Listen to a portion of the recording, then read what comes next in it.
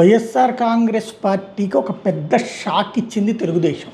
ఎలా అంటే ఫేస్బుక్ పేజీలు ఇప్పుడు ప్రతి పార్టీకి ముఖ్యమైనటువంటిది. ఆ పేజీల్లో తమకు సంబంధించినటువంటి వివరాలు పెడుతుంటారు, అట్లాగే తమకు సంబంధించినటువంటి అంశాలు తెర మీదకి తీసుకొస్తుంటారు. అట్లాంటి సందర్భంలో జరిగినటువంటి వ్యవహారం ఏంటయ్యా అంటే వాళ్ళ పేజీని నిషేధించారు.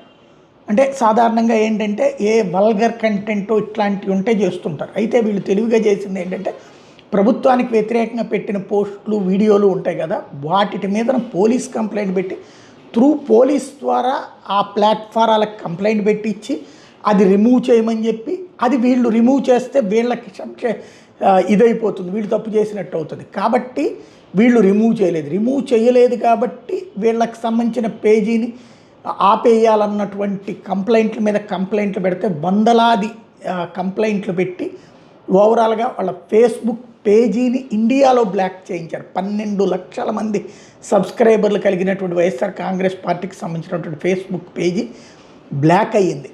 అది ఇప్పుడు వీళ్ళు మళ్ళీ పోలీస్ కంప్లైంట్ పెట్టి అటు మెటావాడు పెట్టుకుని వీళ్ళు ఇప్పుడు ముందుకెళ్లాల్సిన పరిస్థితి వచ్చింది.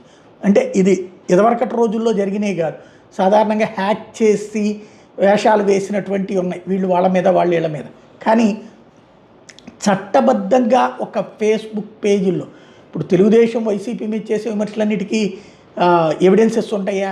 వైసీపీ తెలుగుదేశం మీద చేసేదాన్ని ఎవిడెన్స్లు ఉండడానికి విమర్శలు, రాజకీయ విమర్శల్ని కూడా ఒక చట్టంలోకి ఫ్రేమ్ చేసి ఆ చట్టంని బేస్ చేసి ఇక్కడ మన చేతిలో ఉన్నటువంటి పవర్తో కొట్టినటువంటి దెబ్బతో బిత్తరపోయినటువంటి వైఎస్ఆర్ కాంగ్రెస్ పార్టీ దాని రికవర్ కోసం ప్రయత్నిస్తోంది.